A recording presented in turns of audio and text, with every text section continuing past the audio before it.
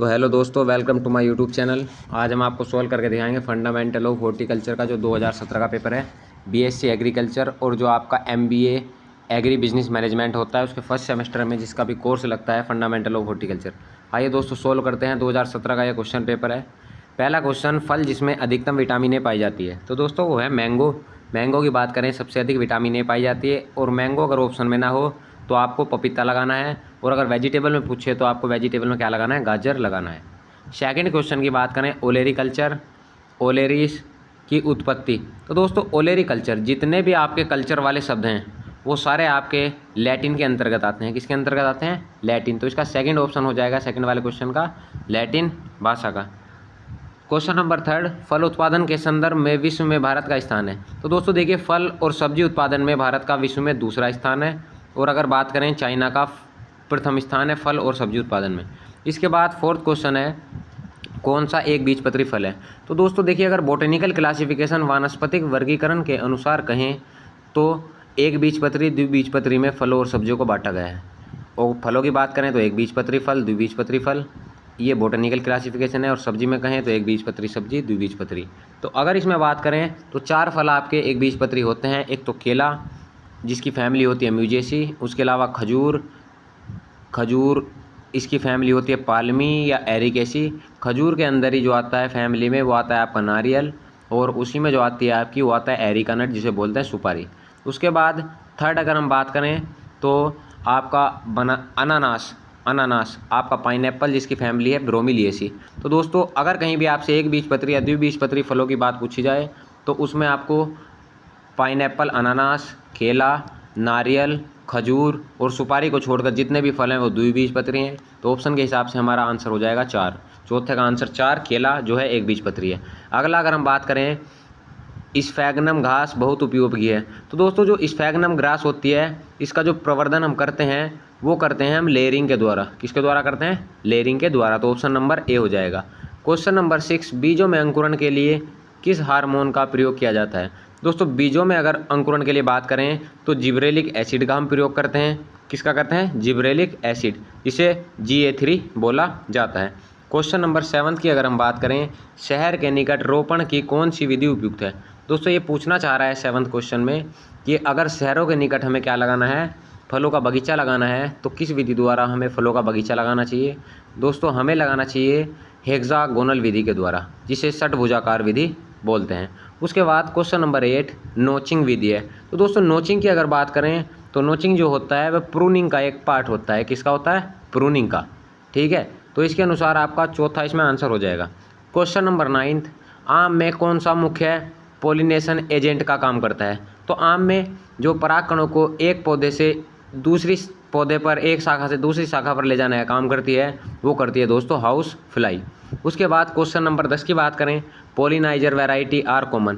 तो दोस्तों पोलिनाइजर वैरायटी हम उस वैरायटी को बोलते हैं जो अपना परागकण क्या करती है, डोनेट करती है।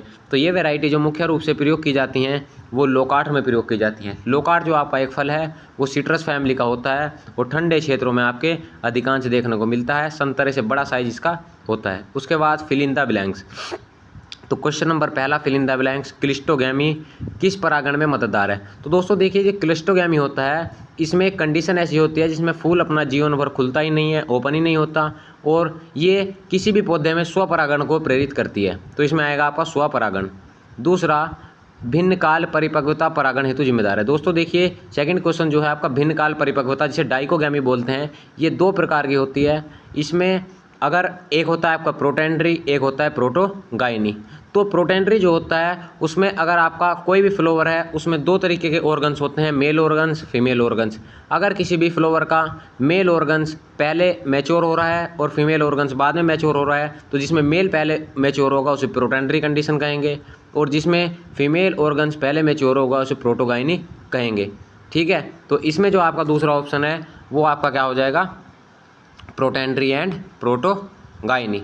ठीक है, तो एक क्रॉस पोलिनेशन के लिए इसमें आएगा आपका, क्रॉस पोलिनेशन के लिए जिम्मेदार है। क्लिस्टोगैमी स्वपरागण के लिए और भिन्न काल परिपक्वता डाइकोगैमी जो है वो परपरागण के लिए जिम्मेदार है। क्वेश्चन नंबर 3, रोवोल्फिया सर्पेंटिना का व्यावसायिक भाग क्या है? तो दोस्तों रुवोल्फिया सर्पेंटिना जो है आपकी वो सर्पगंधा को कहा जाता है। और अगर बात करें इसका प्रयोग किया जाने वाला भाग जो है वो जड़ है। उसके बाद फोर्थ क्वेश्चन, कलिकायन वर्ष में, तो बडिंग जो होता है वो वर्ष में 3 बार करते हैं। और जो 3 बार करते हैं वो करते हैं दोस्तों, पहला फरवरी मार्च में करते हैं, उसके बाद जून जुलाई में करते हैं, और उसके बाद सितंबर अक्टूबर में करते हैं। फरवरी मार्च जून जुलाई और सितंबर अक्टूबर। उसके बाद क्वेश्चन नंबर 5, हार्मोन जो जड़ निकलने में मददगार है। तो दोस्तों जो रूटिंग हार्मोन है वो आपका कहा जाता है IBA को, इंडोल ब्यूटेरिक एसिड को क्या कहा जाता है, आपका रूटिंग हार्मोन कहा जाता है। कहने का मतलब आप कहीं अगर प्लांट तैयार कर रहे हो तो आपको मुख्य रूप से क्या करना है कि आपको IBA का प्रयोग करना है, जो एक ऑक्सीजन का प्रकार है। ठीक है। उसके बाद आपका 6 क्वेश्चन है, CISH इज सिचुएटेड। CISH का मतलब होता है सेंट्रल इंस्टीट्यूट सब ट्रॉपिकल हॉर्टिकल्चर। ये दोस्तों लखनऊ में उपस्थित है। ठीक है। उसके बाद क्वेश्चन नंबर 7 है, फिल इन द ब्लैंक्स। बीजोपचार हेतु बाविस्टीन कितने ग्राम बीज दर से बीजोपचार करते हैं। तो दोस्तों बाविस्टीन का जब भी हम उपचार करते हैं तो 2 से 3 ग्राम प्रति किलोग्राम के हिसाब से हम बाविस्टीन का क्या करते हैं, प्रयोग करते हैं। उसके बाद क्वेश्चन नंबर 8 है, मैंडेरिन संतरा व्यावसायिक रूप से किस विधि द्वारा प्रोपगेटेड किया जाता है। तो मैंडेरिन संतरा जो है वो बडिंग व ग्राफ्टिंग द्वारा क्या किया जाता है, प्रोपगेटेड किया जाता है। उसके बाद क्वेश्चन नंबर 9 है, NPK कंटेंट इन FIM यानी कि फार्म यील्ड मैन्योर में नाइट्रोजन फास्फोरस पोटास की मात्रा कितनी होती है। तो नाइट्रोजन की मात्रा होती है 0.25%, फास्फोरस की मात्रा होती है 0.50% और पोटास की मात्रा होती है 0.25%। अगर बात करें हेज प्लांट 10th क्वेश्चन की, उदाहरण में ड्यूरेंटा जो प्लांट है वो दोस्तों हेज बनाने के लिए प्रयोग किया जाता है। तो ये आपके फिल इन द ब्लैंक्स और मल्टीपल चॉइस क्वेश्चन क्या हो गए, खत्म हो गए। उसके बाद नेक्स्ट पोर्शन पर चलते हैं। दोस्तों आपका पहला क्वेश्चन है इसमें बागवानी, क्वेश्चन नंबर 3 का पहला। तो बागवानी दोस्तों हॉर्टिकल्चर की बात करें, हॉर्टिकल्चर क्या है, एक लैटिन वर्ड है। इसकी परिभाषा की बात करें तो बागवानी जो है वो कृषि विज्ञान की एक शाखा है, जिसके अंतर्गत हम क्या करते हैं, बागवानी फसलों जैसे सब्जियों, फलों, मसालों, औषधीय पौधों व सजावटी पौधों का अध्ययन करते हैं तथा उनका प्रबंधन करते हैं। Father of horticulture doctor LH बेली को फादर ऑफ हॉर्टिकल्चर कहा जाता है। ठीक है, LH बेली को। और इंडिया में फादर ऑफ हॉर्टिकल्चर की बात करें तो इंडिया में फादर ऑफ हॉर्टिकल्चर MH मैरीगोडा को कहा जाता है। ठीक है। Father of fruit science KL चड्डा को कहा जाता है। तो ये सारी चीज़ें आपको याद रखनी है। और इसमें हॉर्टिकल्चर में अगर हम बात करें इसकी ब्रांच की, तो इसकी पहली ब्रांच है पोमोलॉजी, जिसमें फलों का अध्ययन करते हैं। उसके बाद हॉर्टिकल्चर की जो दूसरी ब्रांच है वो है आपकी ओलेरिकल्चर, जिसमें सब्जी का अध्ययन करते हैं। उसके बाद 3rd ब्रांच है मेडिसिनल प्रोडक्शन, जिसके अंदर हम औषधीय पौधों का अध्ययन करते हैं। उसके बाद जो 4th ब्रांच है वो है आपकी स्पाइस प्रोडक्शन, जिसमें मसालों की खेती करते हैं, बीजीए और एबीजीए मसाले। उसके बाद हम इसके अंदर क्या पोस्ट हार्वेस्ट प्रिजर्वेशन आदि की क्या करते हैं। पोस्ट हार्वेस्ट का मतलब फलों की जितनी भी हॉर्टिकल्चर क्रॉप हैं उनकी तुड़ाई के उपरांत प्रबंधन, उनके बनाए जाने वाले प्रोडक्ट, प्रोसेसिंग आदि का अध्ययन भी हॉर्टिकल्चर के अंदर किया जाता है। उसके बाद दोस्तों क्वेश्चन नंबर 2 है ज्वाइनिलिटी। ज्वाइनिलिटी का मतलब होता है कि वेजिटेटिव ग्रोथ, जब पौधा क्या करता है, कोई भी वेजिटेटिव ग्रोथ करता है लेकिन वह क्या करता है कि उस समय प्रोडक्शन नहीं देता।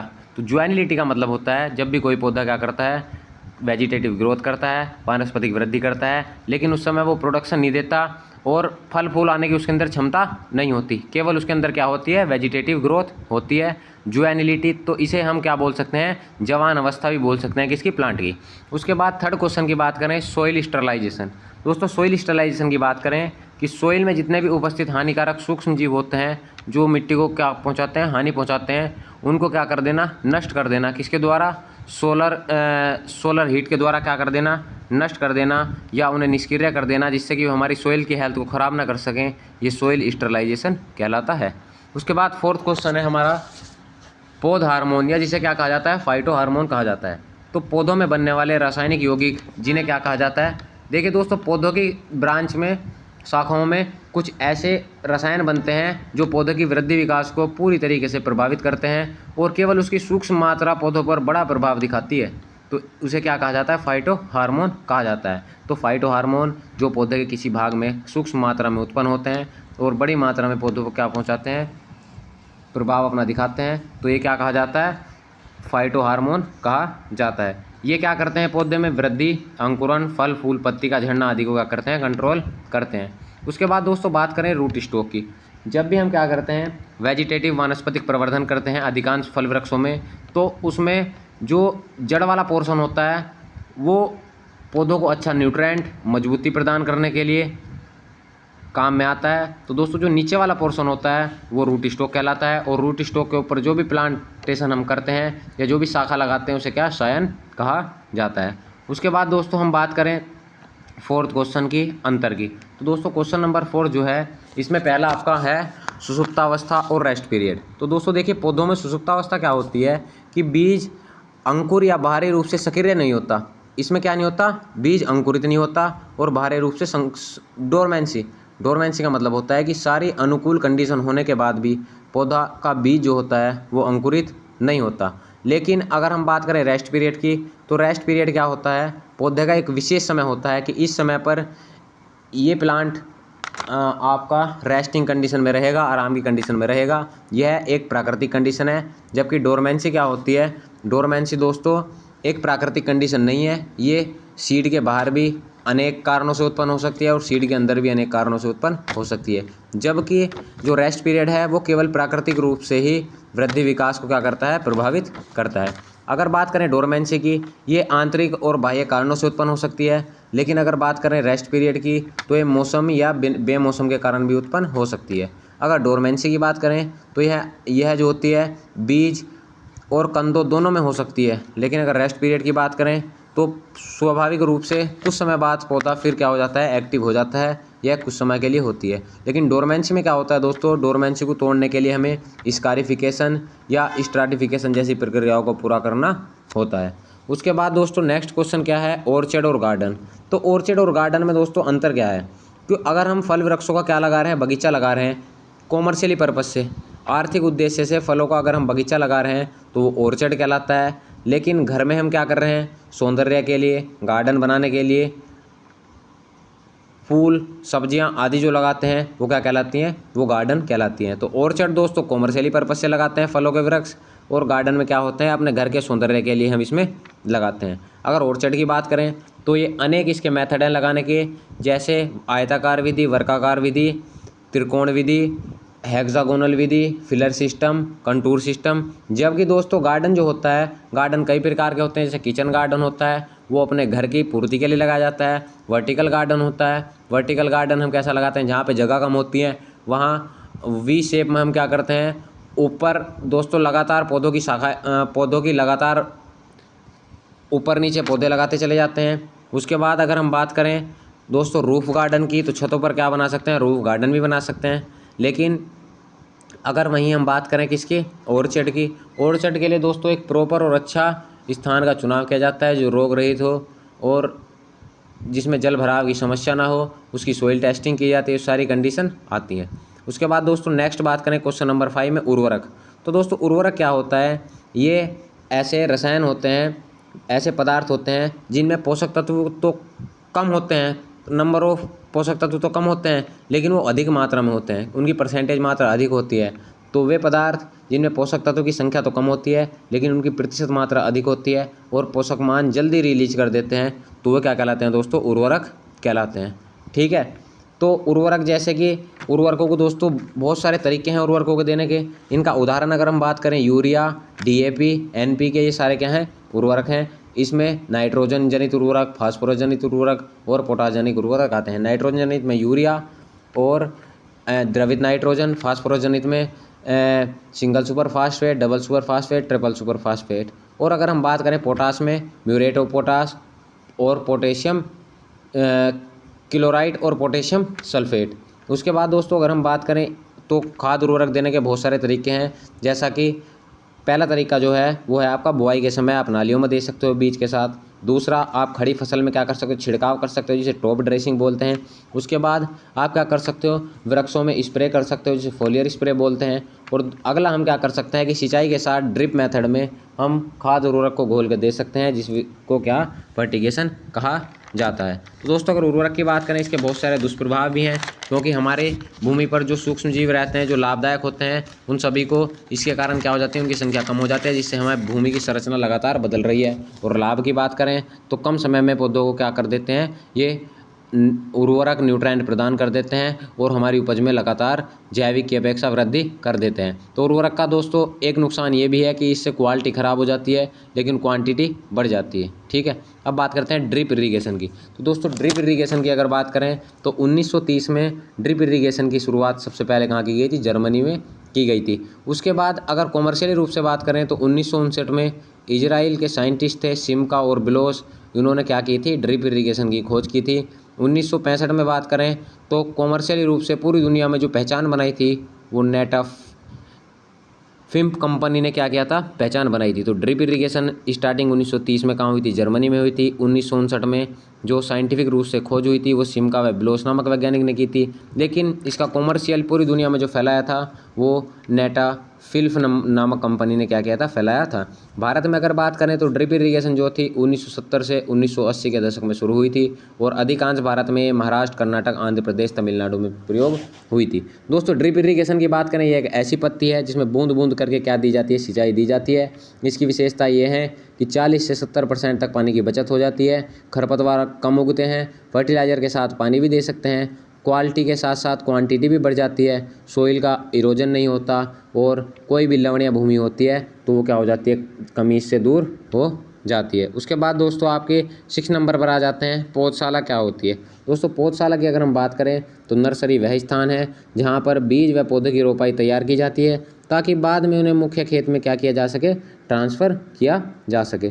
अगर कंपोनेंट की बात करें नर्सरी की तो दोस्तों नर्सरी के जो कंपोनेंट हैं वो है लोकेशन, उसके बाद सोइल, उसके बाद बात करें तो इरिगेशन, ड्रेनेज सिस्टम, उसके बाद अनेक tools, labour, storage facility, transport, ये सारे कंपोनेंट किसके हैं? नर्सरी के हैं। उसके बाद नेक्स्ट अगर हम बात करें छठे का दूसरा कि मानव के लाभ के लिए कौन कौन से मेडिसिनल प्लांट जो हैं वो लाभकारी हैं। तो दोस्तों देखिए मेडिसिनल प्लांट का जो लाभ है मानव के जीवन में वो है प्राकृतिक औषधि के रूप में प्रयोग कर सकते हैं जिनमें एल्केलाइड पाए जाते हैं जो हमारे शरीर में रोगों को दूर करने में मदद करते हैं। जैसे कि हल्दी में कुर्कुमिन पाया जाता है, वो हमारे शरीर में क्या करता है? बीमारी को दूर करने में मदद करता है। ऐसे कंपोनेंट औषधीय पौधों के अंदर ही पाए जाते हैं। दूसरा ये क्या करते हैं? सुलभ उपचार के काम आते हैं। थर्ड अगर हम बात करें मेडिसिनल प्लांट पारंपरिक चिकित्सा में काम आते हैं। चौथा अगर बात करें रोगों की रोकथाम में काम आते हैं। पांचवा अगर बात करें आधुनिक दवाओं का जो आधार है, बेसिक आधार, वो भी क्या है? मेडिसिनल प्लांट है। और मेडिसिनल प्लांट क्या करते हैं? रॉ मटेरियल की इंडस्ट्री के रूप में प्रयोग किए जाते हैं। और दोस्तों भारत में बात करें तो पूरे विश्व में भारत जो है वो औषधीय पौधों के उत्पादन में पहले नंबर पर है, जिसके 2 इंस्टीट्यूट भारत में बने हुए हैं, CSIR CMAP central institute medicinal and aromatic plant जो लखनऊ में है, CSIR का इंस्टीट्यूट है, और दूसरा institute national institute medicinal and aromatic plant जो आनंद गुजरात में बना हुआ है। उसके बाद दोस्तों अगर नेक्स्ट हम बात करें बाग रोपण की जो विधियाँ, तो बाग रोपण की दोस्तों विधियाँ हैं। पहला है स्क्वायर मेथड। स्क्वायर मेथड में क्या करते हैं हम कि पौध से पौध और पंक्ति से पंक्ति की दूरी समान रखते हैं। दूसरा अगर बात करें रेक्टेंगुलर या आयताकार विधि, इसमें दोस्तों पंक्ति से पंक्ति की दूरी समान रखते हैं और पौध से पौध की दूरी समान रखते हैं, लेकिन दोनों की दूरियां जो होती हैं वो अलग अलग होती हैं। उसके बाद थर्ड अगर बात करें हेक्सागोनल सिस्टम, दोस्तों इसमें ऐसा हेक्सागोनल सिस्टम प्लांटिंग का ऐसा मेथड है जिसमें 15% पौधे क्या लगाते हैं? एक्स्ट्रा लगाते हैं। अगर हम ट्रायंगुलर सिस्टम की बात करें तो दोस्तों 3 पौधे मिलकर एक इसमें ट्रायंगुलर बनाते हैं, और कहीं अगर हम पंचकोण विधि से जिसे बोलते हैं क्विनिक सिस्टम तो उसका प्रयोग करते हैं तो उसमें दोस्तों क्या किया जाता है? चारों कोनों पर आयताकार या वर्गाकार विधि की तरह पौधे लगाते हैं और बीच में एक कम समय में उत्पादन देने वाला पौधा लगा देते हैं। जैसे कि आम के बीच में हम केला या आपका कोई भी अन्य प्लांट जो कम समय में पपीता वगैरह लगा सकते हैं। ठीक है। उसके बाद अगर लास्ट बात करें कंटूर मेथड, तो दोस्तों जहाँ भी हमारा मिट्टी का क्षरण होता है तो वहाँ पे हम क्या कर सकते हैं? कंटूर मेथड से पहाड़ी क्षेत्रों में फल वृक्षों को लगा सकते हैं। तो दोस्तों ये सारे मेथड आपके किसके हैं? फल वृक्षों को रोपण के हैं। दोस्तों मैदानी भागों में वैसे जो है आयताकार और वर्गाकार विधि प्रयोग की जाती है, पहाड़ों में कंटूर विधि प्रयोग की जाती है, और अधिक प्लांट लगाने के लिए हेक्सागोनल मेथड का क्या प्रयोग किया जाता है। और हेक्सागोनल मेथड दोस्तों शहरों के पास क्योंकि जगह कम होती है इसीलिए हेक्सागोनल सिस्टम का क्या किया जाता है? प्रयोग किया जाता है। तो दोस्तों ये आपको आज हमने 6 के थर्ड तक क्वेश्चन कराए। आपको हमारी वीडियो कैसी लगी कमेंट में ज़रूर बताएं, और हम लगातार इस पर डेली आपको एक पेपर सोल्व कराते रहेंगे। इसके लिए हमारे चैनल को सब्सक्राइब करें, वीडियो को लाइक करें। जय हिंद, जय भारत।